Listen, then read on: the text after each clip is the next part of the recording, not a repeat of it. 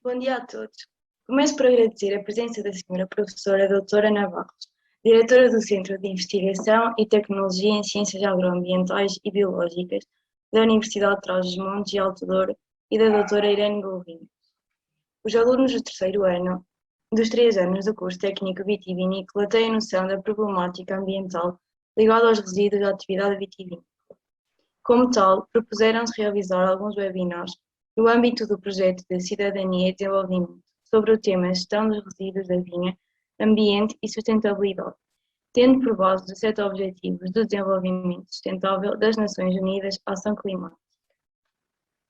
Depois de termos visualizado o pequeno vídeo intitulado Engaço da uva, nada se perde, tudo se transforma, no qual a professora Ana Barros evidencia as potencialidades do engaço e grainhas a nível energético, farmacêutico e cosmético, pensamos realizar este webinar com a finalidade de melhor conhecermos o tema que é muito importante para a região na qual estamos inseridos.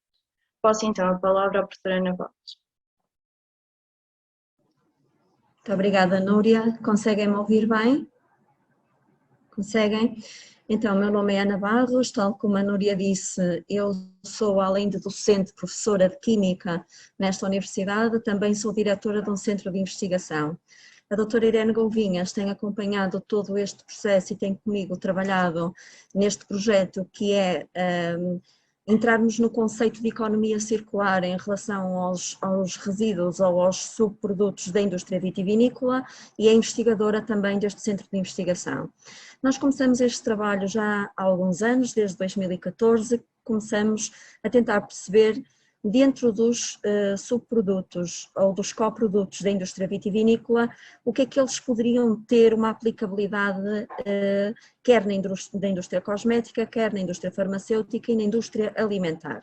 E tendo em conta o conceito de economia circular, que é a valorização de coprodutos ou de subprodutos, nós estamos a trabalhar essencialmente com o engaço, apesar de também trabalharmos com borras e bagaço e com grainha menos. E o porquê de nós trabalharmos com o engaço? Porque em 2014, quando iniciamos o nosso estudo, verificamos que o engaço era o subproduto que estava menos explorado, menos estudado. A partir daí começamos a desenvolver vários trabalhos com esta matriz e temos várias publicações e também concursos que temos ganho e prémios dentro desta área. Então eu vou-me levantar e a doutora Irene vai tentar acompanhar com o computador de forma a que vocês possam ver na prática como é que nós trabalhamos, está bem? Que acho que é mais exemplificativo do que eu estar aqui a explicar e que acho que se torna mais apelativo. Então, assim, nós trabalhamos com o engaço nesta forma, o engaço seco, está bem? Ele chega-nos a partir da indústria vitivinícola, nós fazemos o processo de secagem, retiramos de lavagem e de secagem, nós retiramos todos os bocadinhos de polpa que possam vir agarrados ou de película que às vezes vêm agarrados ao engaço, acho que está perceptível para vocês como é que trabalhamos, e depois dele estar nesta forma, já bem seco, o que nós fazemos é triturá-lo e depois de triturado ele fica num pó, assim, estão a ver, que nos vai permitir depois recolher para pesarmos e trabalharmos. Nós trabalhamos à escala micro aqui no laboratório e depois transpomos estas condições de microescala para escala piloto e para depois macroescala. Quando eu digo que trabalhamos em microescala, vou-vos mostrar, nós trabalhamos com estas microplacas. Em vez de trabalharmos com um espectrofotómetro normal, que eu não sei se a professora Fernanda se estão habituados a trabalhar com espectrofotómetro, mas nós trabalhamos com estas microplacas para fazermos a nossa leitura. Estas microplacas, para um espectrofotómetro normal, teríamos que utilizar estas cuvetes que implicam a utilização de um grande volume de solvente e também uma grande quantidade de amostra, e neste caso nós não utilizamos estas cuvetes, mas utilizamos estas microplacas que cada buraquinho destes, cada poço destes, leva um máximo de 200 microlitros. Por isso, como podem ver, trabalhamos com quantidades muito pequeninas.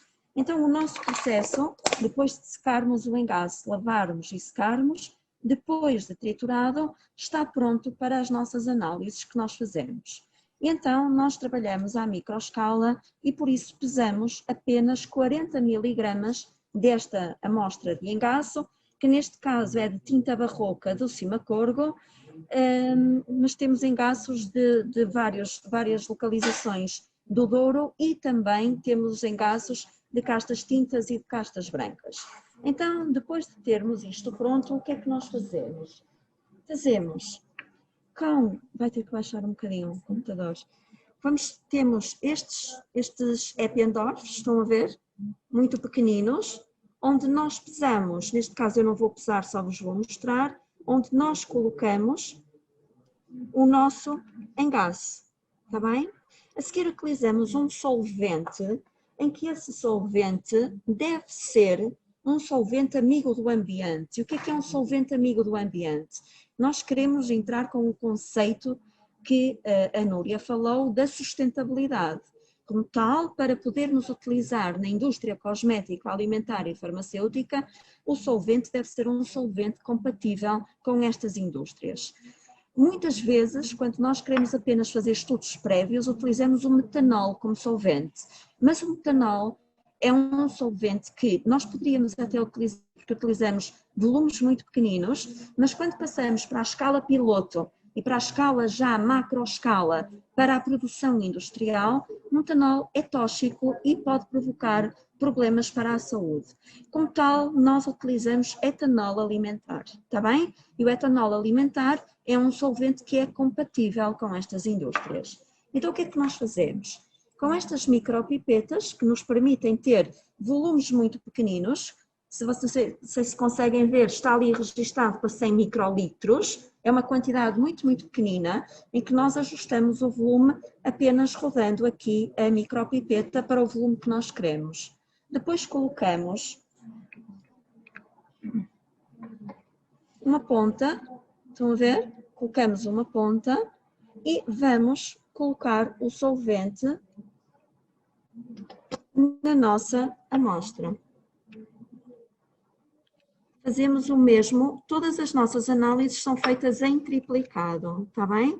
Isto significa que as nossas análises fazemos em triplicado para que depois possamos ter um tratamento estatístico da nossa análise. Depois de termos, então, os Eppendorfs prontos, o que é que nós fazemos?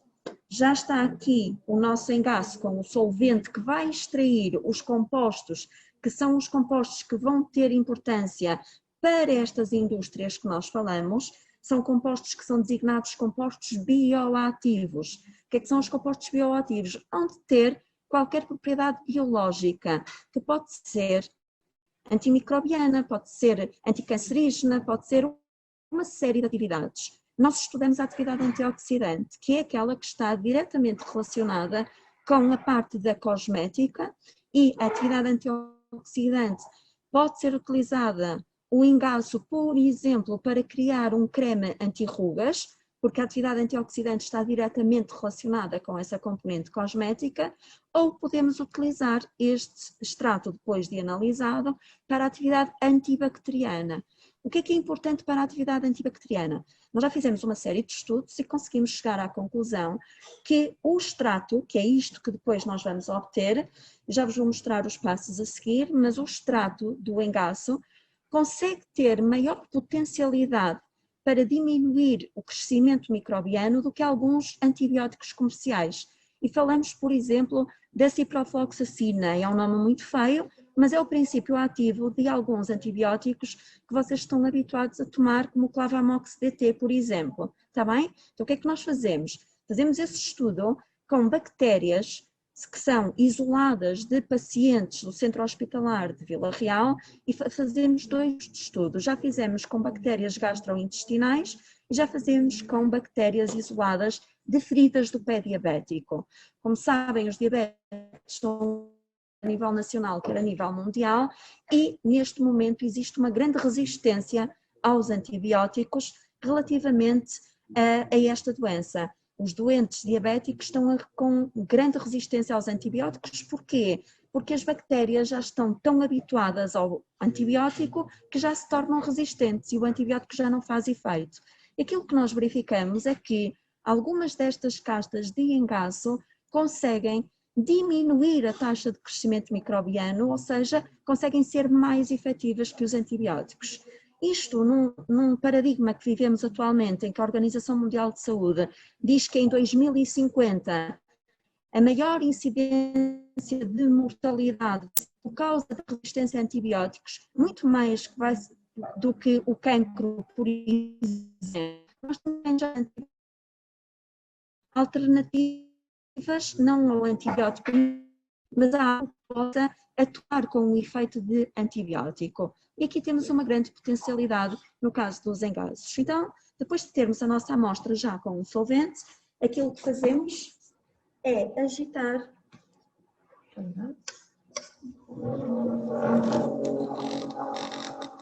num agitador de Vortex.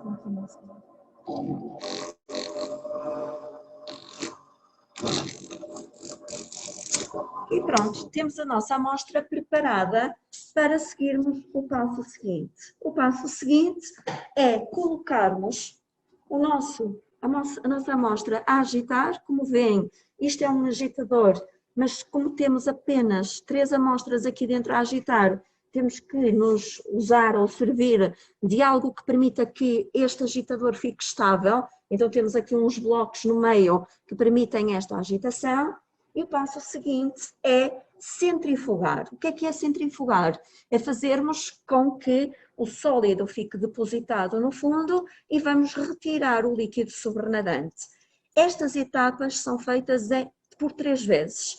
Nós utilizamos um total de 4,5 ml, por isso fazemos 3 extrações e depois no final o líquido sobrenadante é todo colocado no mesmo balão volumétrico de 5 ml. A partir daí é que nós temos o extrato. Irene, agora vou pedir à doutora Irene que ela mostre aqui a centrífuga para que vocês vejam como é que fica.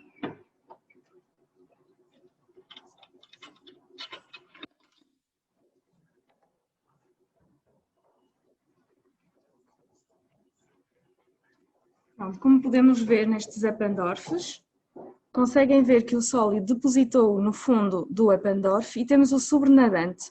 O que nos interessa aqui é recolher o sobrenadante, vamos transferir para balões volumétricos e é este depósito que ficou no Eppendorf, como a professora Ana disse, nós vamos voltar a adicionar o solvente de extração, vamos voltar a agitar e voltar a centrifugar, portanto repetindo este processo 3 vezes. Está bem? Estão a ver, aquilo que nós aproveitamos é o líquido sobrenadante e depois, se vocês viram aquele pequeno vídeo, o sólido, o sólido que fica, nós também o aproveitamos.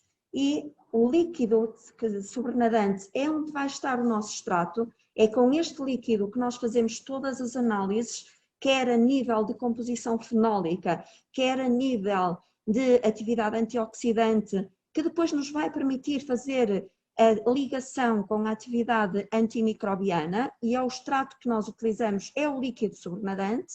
Agora, como nós também entramos num conceito de economia circular e de simbiose industrial, este depósito sólido acabava por ser um problema também. À escala industrial, à escala laboratorial não, porque este bocadinho de sólido nós podíamos perfeitamente deitar fora. Agora imaginem que estamos a trabalhar numa macroescala e em vez de utilizarmos 40 miligramas de engaço, estávamos a utilizar 5 quilos de engaço, por exemplo. O que acontece é que o resíduo sólido depois seria também um problema, tal como é o engaço, que a sua maior utilidade é ou para a alimentação animal ou é depositada em aterros. Então o que é que nós fazemos a este sólido que fica? A esta microescala não fazemos nada, mas à escala piloto ou à macroescala, o que é que fazemos? Fazemos ao aproveitamento para a indústria, para o desenvolvimento de pellets ou de briquetes para aquecimento, está bem? Por isso nós entramos mesmo no conceito global de economia circular, porque aproveitamos tudo o que vem para o nosso laboratório de engaço é a totalidade aproveitado, quer o líquido onde estão os compostos bioativos que depois vão estar associados às propriedades farmacêuticas e da cosmética, quer o sólido que é utilizado para o desenvolvimento de briquedos ou pellets para aquecimento. Nós trabalhamos em conjunto com a parte de enoturismo aqui da região do Douro e, nesse sentido, a utilização destes briquedos e dos pellets são utilizados no próprio enoturismo, o que ainda vem valorizar mais a utilidade destes produtos. Depois, não sei se querem ver só como é que nós fazemos algumas análises, para terem uma ideia. Depois da retirada do extrato, o que é que nós fazemos? Este já está centrifugado, não vou passar para um porta-amostras, vou utilizar diretamente só para vocês verem. Nós, com este extrato, vamos então colocá-lo numa microplaca, está bem? E depois vamos, mediante o teste que nós queremos fazer, o que fazemos é a adição de um reagente. Neste caso, por exemplo, para a determinação dos compostos fenólicos, utilizamos o reagente de Folin. Estão a ver que ele é amarelo, não sei se fica perceptível aí para vocês. E o que acontece é que quanto maior a quantidade de compostos fenólicos que nós tivermos, mais azul fica a solução. Neste caso, estão a ver, este tempo de reação ainda não estamos a adicionar o resto dos reagentes, mas passado algum tempo isto passa a azul, está bem? Todo o procedimento destes testes, ele já está a ficar esverdeado, todo o procedimento destes testes são testes colorimétricos, em que depois a seguir vamos fazer a leitura das absorvências num leitor de microplacas. E esta é a grande vantagem que nós temos relativamente a outros laboratórios que não têm a possibilidade de ter este equipamento e de ter estas microplacas. É que nós, de facto, conseguimos fazer a leitura da microplaca como um todo. Isto tem 200 poços, ou seja, nós ao colocarmos cá dentro do leitor de microplacas, temos a leitura completa das absorvências dos 200 poços e depois ainda temos a oportunidade de ter uma porta USB aqui do lado do leitor de microplacas, onde nós colocamos uma pena e retiramos a informação. Escusamos de estar a fazer, se calhar eu não conseguia perceber se a professora Fernanda estava a dizer que trabalhavam com espectrofotómetros ou não, mas para a professora Fernanda, que eu conheço, que trabalhou muito tempo com espectrofotómetros, a leitura tem que ser tubo a tubo de ensaio. Temos que passar para a cuvete e fazer uma leitura individualizada. Neste caso nós fazemos tudo junto. E se vocês repararem, conseguem ver, apesar de ainda não termos deitado os reagentes todos, estão a ver que ele já está a mudar de cor e já está a ficar com um tom verde azulado, está bem? Consegue-se ver claramente. Depois disto, o que é que nós fazemos? Isto serão os testes mais simples, que serão os testes preliminares. A seguir passamos para o HPLC. E o HPLC é a cromatografia líquida de alta pressão e aquilo que nós temos é um equipamento desta natureza. Estão a ver? Pronto, isto é um HPLC onde nós injetamos a nossa amostra e vamos retirar o cromatograma. O que é que nos dá a informação do cromatograma? Pode nos dar a informação dos compostos fenólicos totais que estão presentes na nossa amostra de engaço e quer ácidos fenólicos, quer antocianinas, no caso das castas tintas. E isto é extremamente importante porque nós, através desta análise, vamos poder fazer a identificação dos compostos fenólicos que estão presentes nestas castas de engaço. Depois disso, fazemos os testes de atividade antioxidante. Havendo alguma casta que se diferencia por algum composto fenólico em particular, ainda podemos utilizar o outro equipamento, que é este aqui, que é também um HPLC, mas é um HPLC preparativo. O que é um HPLC preparativo? É aquele que nos vai permitir isolar os compostos, ok? Por isso é extremamente importante porque nós podemos isolar em tubos de ensaio o composto responsável por determinada atividade. E depois, em vez de utilizarmos o extrato completo, por exemplo, para fazer a atividade antimicrobiana, podemos utilizar apenas um composto, aquele que nós sabemos que é o maioritariamente responsável por essa atividade. Pronto, não sei se querem que explique mais alguma coisa, se perceberam. Obrigada, professora Ana Barros. Não sei se algum dos meus colegas quer colocar alguma questão.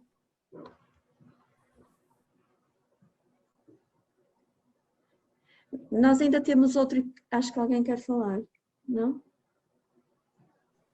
Nós ainda temos outro equipamento que neste momento está coberto por causa do pó e que é um equipamento que nós utilizamos muito para a diferenciação das castas, que é o infravermelho, está bem?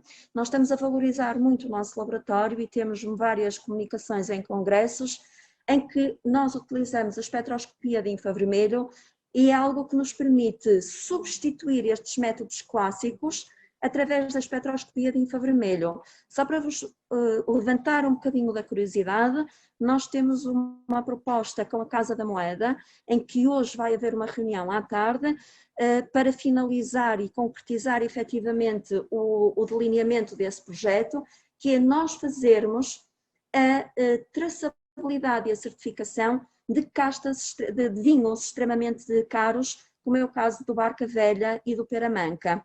O que é que nós queremos fazer, ou o que é que nos pediram para nós fazermos? Através da espectroscopia de infravermelho, o que é que se está a verificar? Está-se a verificar que estes vinhos, quando são exportados para alguns países, nomeadamente para a China e para os Estados Unidos, quando se abre a garrafa, verifica-se que o vinho não é igual ao vinho que foi exportado de Portugal. Então, o que é que acontece? Apesar de não ter sido violada a rolha, alguma coisa tem que ter sido feita, porque de facto nota-se que há adulterações. Então, o que é que nós nos propusemos a fazer, e já temos alguns estudos nessa área, é utilizarmos a espectroscopia de infravermelho, não vamos destruir a garrafa, não vamos abrir a rolha, o que vamos utilizar é uma fibra óptica para verificarmos a autenticidade destes vinhos, ou seja, vamos adquirir um destes vinhos que foi exportado e vamos também comparar com o vinho que existe aqui em Portugal e tentar perceber o que tipo de adulteração é que aconteceu. Está bem? Só para vos dar outras ideias de algo que nós também fazemos aqui no laboratório. Está bem? Professora Fernanda, não sei, ou Núria, não sei quem é que é responsável agora. Obrigada, Núria. A Núria irá avançar agora com o agradecimento. E não sei se o Vitor ainda quer fazer a questão. Querem colocar alguma questão? Há bocado parecia-me que o Vitor queria colocar alguma questão. Sim, acho que o Vitor queria dizer alguma coisa. Vitor, pergunta então se ainda pretende. Há uns dias atrás vimos um pequeno vídeo titulado "O engaço nada se perde, tudo se transforma". Nesse vídeo a professora falava de um licor resultante de aguardente, açúcar Sim. e o engaço, que após 90 dias de maceração assemelhavam a um vinho do Porto envelhecido. Esse licor poderá vir a ser comercializado e já há alguma firma interessada nesse assunto?